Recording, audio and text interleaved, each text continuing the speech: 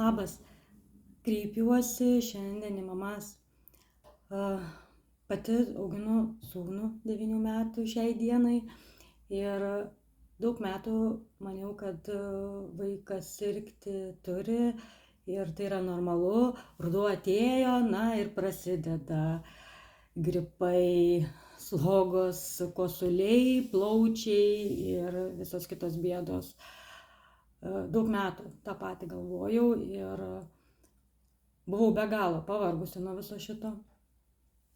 Mano sūnus turėjo ūminį laringitą, 6 metus pasikartojantį ir dažnai mes iškrisdavom, visą šeimą išsibalansuodavom, nes reikėdavo ir darbus atsišaukinėti, naktis bemiegės, namuose konfliktai, kuris į darbą eis, kuris neis.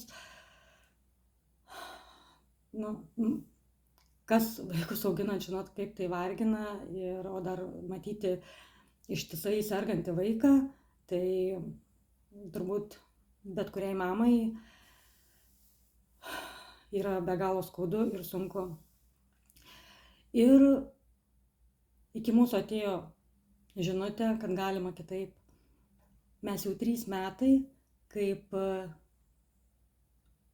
neturime šitų problemų ir prasidėjo ruduo ir žiema artėja ir jau mes esam viskam pasiruošę, nebereikia nei darbų atsišaukinėti, nebeiškrentam po kelias savaitės, nevartojam vaistų, išmokom kitaip. Išmokom ne tik stiprinti imunitetą, bet jį išlaikyti kiekvieną dieną. Jeigu tu pavargai nuo visų šitų problemų, nuo gydytojų, nuo vaistų ir nuo ištisai sergančio vaiko, parašyk man. Jeigu tikrai nori iš to viso išlipti, tikrai galima. Mums pavyks ir tau, ir gali matyti laimingą, sveiką vaiką ir neturėti jokių rūpesčių dėl šito.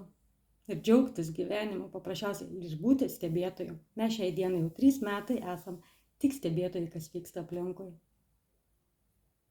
Laimingas vaikas, laiminga aš, šeima, visiškai kitas santykis. Jeigu įdomu, tikrai susisiek, žingsnis po žingsnį išmoksim.